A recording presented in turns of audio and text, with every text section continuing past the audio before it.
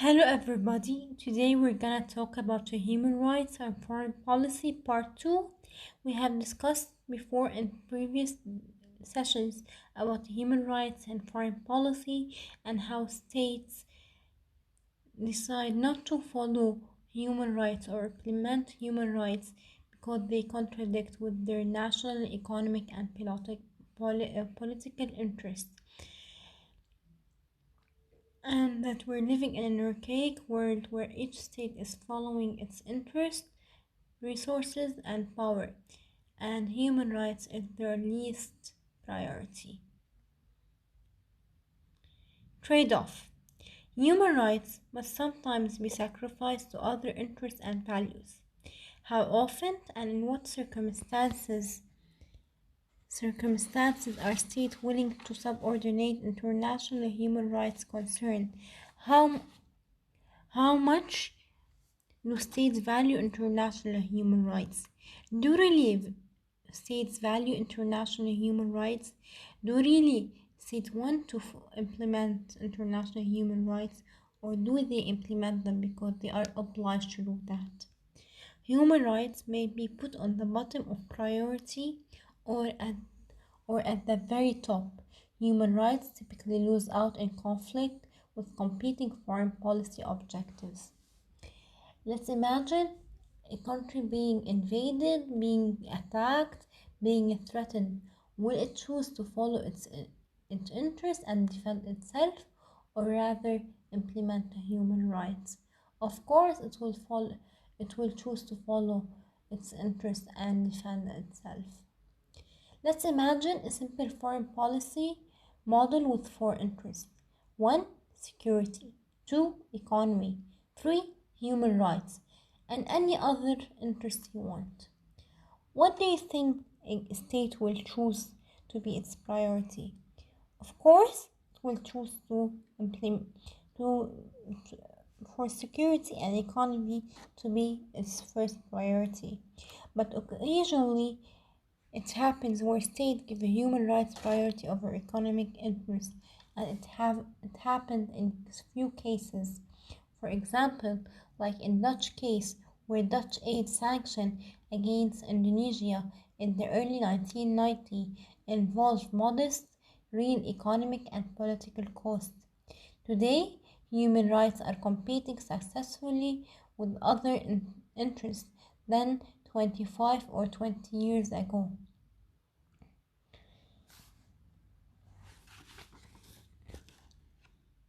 Choice of means.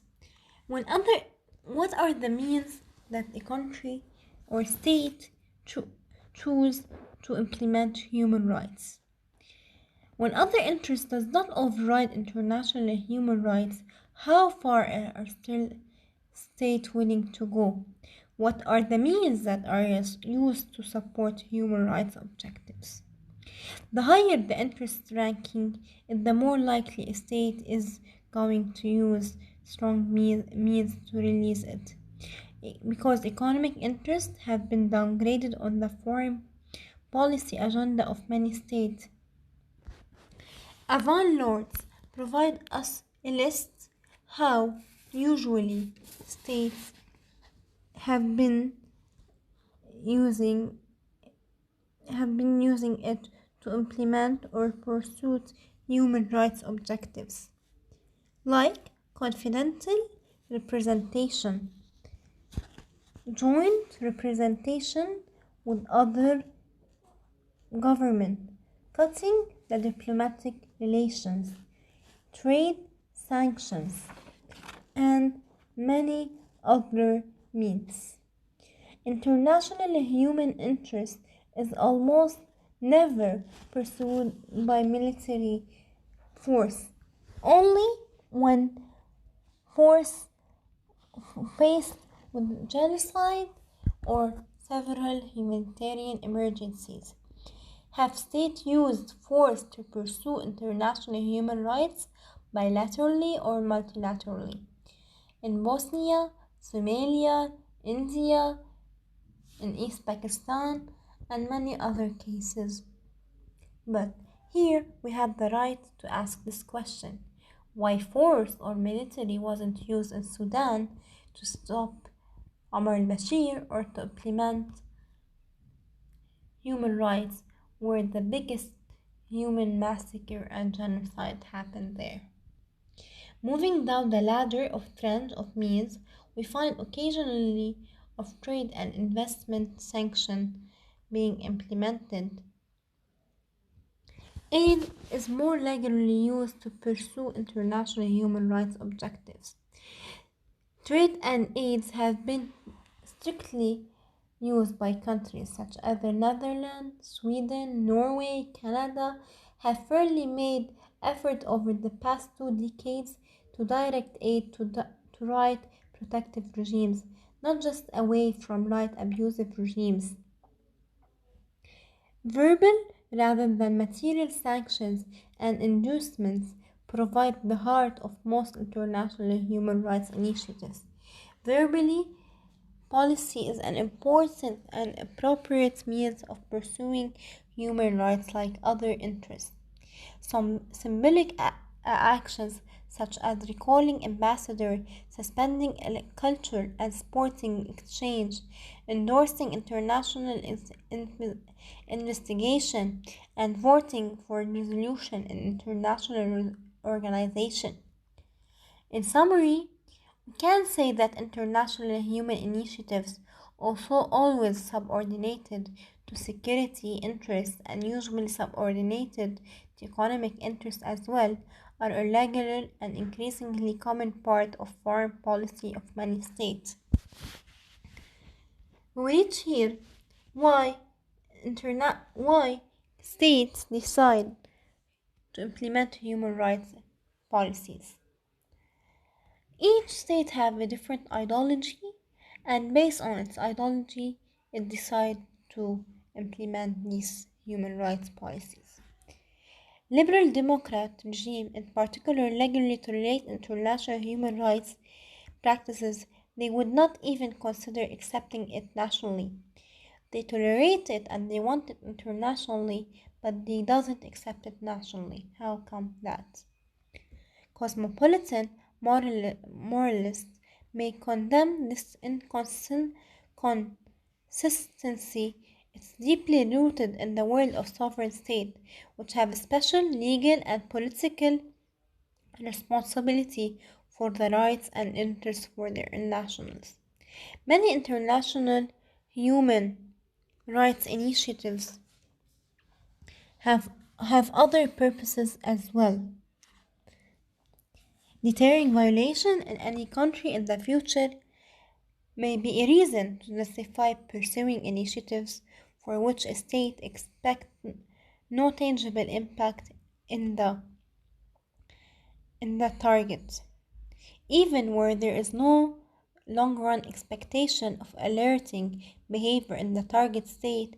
International human rights initiative may be reasonably undertaken. The aim might be punishing, then reforming. A more diffuse objective may be to contribute to maintaining or transferring the international normative environment, especially dominant conception of political legitimacy. The practices of international human rights policies may have an internal rather than external target. Their aim may be to establish or support a pattern or future stream of policy initiatives. States may undertake international human rights initiatives because they are legally, politically, or morally demanded.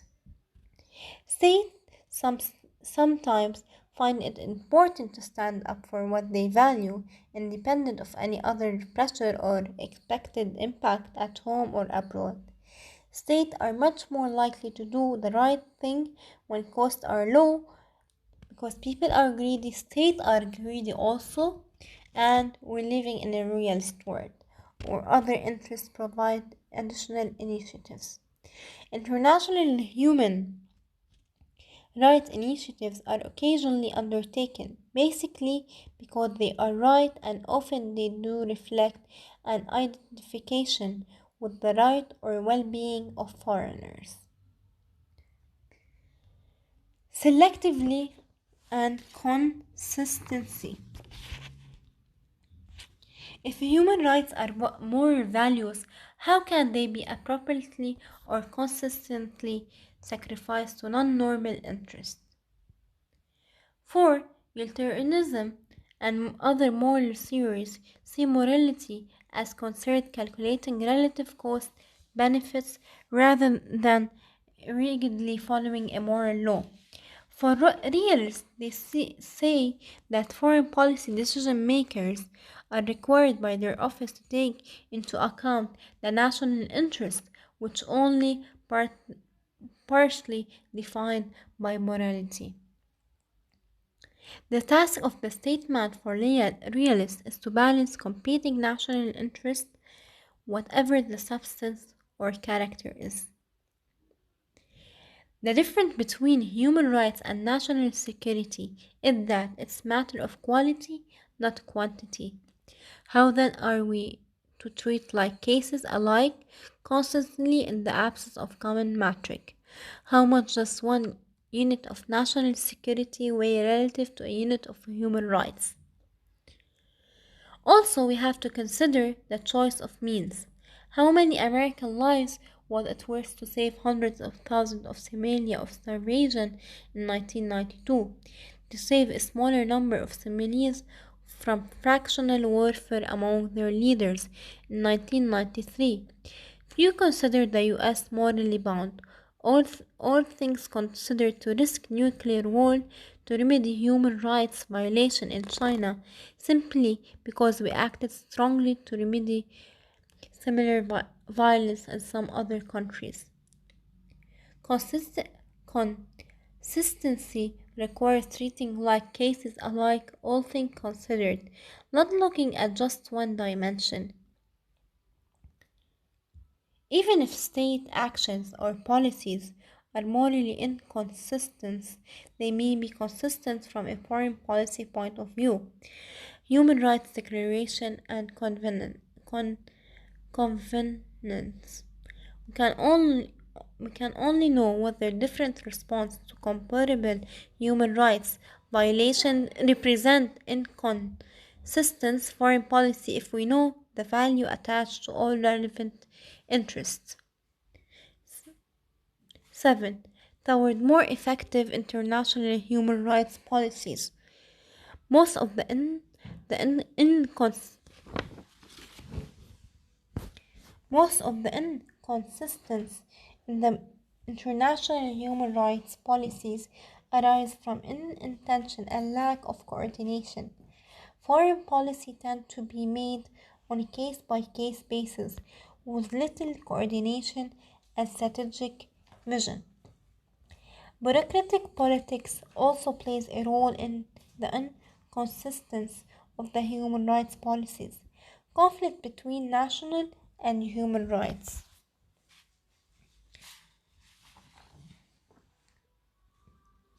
The other principal source of inconsistency is the tendency to over grand policy pronouncements. Like Jimmy Carter claims that human rights was the heart of American foreign policy. He overgrand America, and I don't think she's implementing human rights 100%. Both inconsistency is related to low valuation of international human rights. The biggest problem is that foreign policy decision makers often value human rights less than human rights supporters would like them to.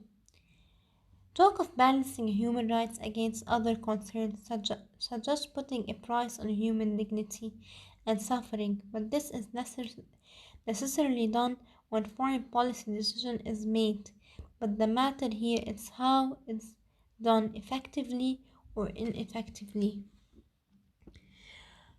Consistency is a matter of correctly adding up the various prices and values already assigned to foreign policy interests. Finally, human rights have a great importance in the modern foreign policy. of more state than any other time before. The end of the Cold War has removed many amendments to more effective international human rights policies. But while international human rights are working their way up to the foreign policy agenda of growing number states, and few if any have they gotten even close to the top. Thank you for watching.